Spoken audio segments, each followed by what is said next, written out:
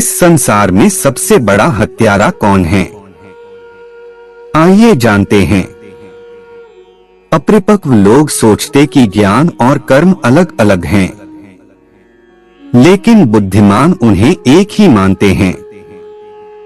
मनुष्य अपने कर्म ज्ञान के अनुसार ही करता है।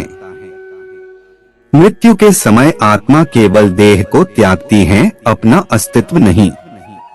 इसलिए मृत्यु को लेकर कोई भय पैदा मत करो।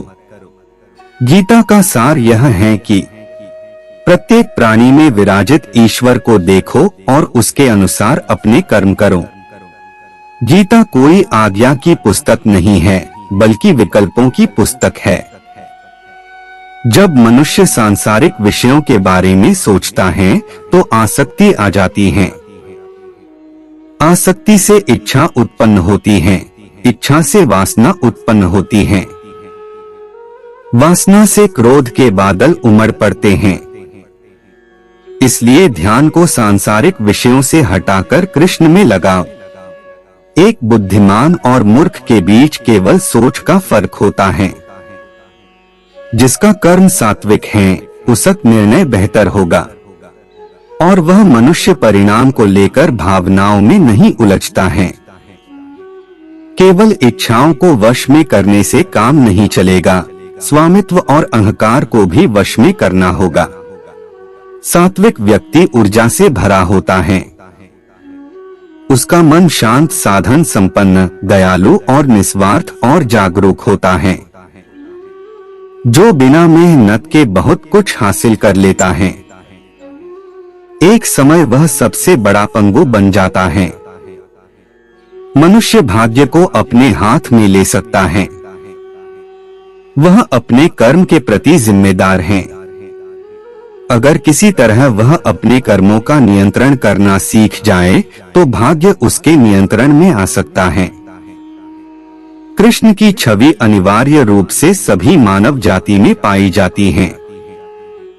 कृष्ण सभी के पास संपूर्ण रूप से स्थित हैं, क्योंकि कृष्ण की छवि ही पूरे मानव जगत का स्रोत है। सुख तीन प्रकार के होते हैं। पहला, निरंतर प्रयास से मिलने वाला सुख। दूसरा, इंद्रियों से मिलने वाला सुख। और तीसरा, तामसिक सुख। गीता स्वयं के भीतर का युद्ध है, जहां आत्म निपुणता के लिए संघर्ष किया जाता है। मृत्यु के समय जो मन में रहता है, उसी से मृत्यु का स्थान तय होता है। जो मृत्यु के समय कृष्ण का स्मरण करते हैं, वे निश्चित ही कृष्ण के पास जाते हैं। इस पर कोई संदेह नहीं करे।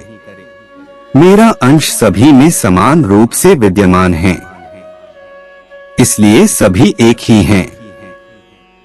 मनुष्य को निडर, शुद्ध और आध्यात्मिक बनना चाहिए। जीवन का आनंद लो, उदार दिल से बातें करो, किसी पर क्रोध मत करो, किसी का अहित मत सोचो, सभी से सद्भाव के साथ पेश आओ।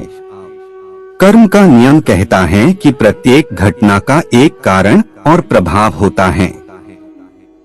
समान रूप से किए गए कार्य के परिणाम अलग अलग हो सकते हैं। यह केवल इस बात पर निर्भर करता है कि वह कर्मकर्ता किस प्रकार है। जब मन लगातार दौड़ता रहता है और इंद्रियां भटकती रहती हैं, तो ज्ञान हवा की तरह दूर भाग जाता है और एक जहाज की तरह उड़ जाता है। तुम्हारी अधूरी इच्छाएं तुम्हारी खुशी को मार देती हैं। इसलिए इच्छाओं की कमी एक खुशी की कुंजी है। सबसे बड़ा हत्यारा समय है। समय सब कुछ मार देता है। शांत मन, नम्रता, संयम और पवित्रता मन के अनुशासन है। मन चंचलता से भटकता रहता है, यह तुम्हारी एक नहीं सुनेगा।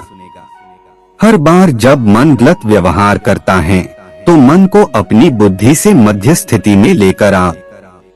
भगवत गीता हिंदू धर्म का सबसे महान ग्रंथ है। गीता ज्ञान, अंतर्दृष्टि और प्रतिभा से ओतप्रोत है।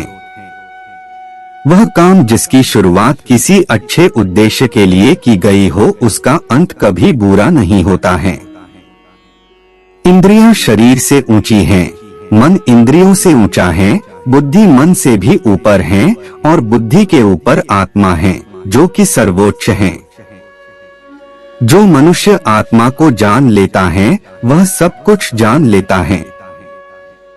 जिस प्रकार आग एक लकड़ी को जलाकर राख कर देती है, ठीक उसी प्रकार आत्मज्ञान आपके अंदर चलने वाले सभी द्वैत कार्यों को भस्म कर आपको आंतरिक शांति प्रदान करता है। जो मनुष्य शुद्ध हृदय से भक्ति अर्पित करता है, मैं उसको खुशी खुशी स्वीकार कर लेता हूँ। जो व्यक्ति नफरत के बदले प्यार लौटाता है, वह सबसे बड़ा बहादुर और साहसी है। एक ही समय में मन में दो विचारों को लेकर चलने वालों के लिए कोई सुख का मार्ग नहीं है। जय श्री कृष्ण। आज के वीडियो में आज के लिए बस इतना ही। मिलते हैं फिर अगले वीडियो में। अगर आप मेरे चैनल पर नए हैं तो मेरे लिए नहीं, श्री कृष्णा जी के लिए मेरे चैनल को सब्सक्राइब कर दीजिए। जय जय राधे कृष्णा।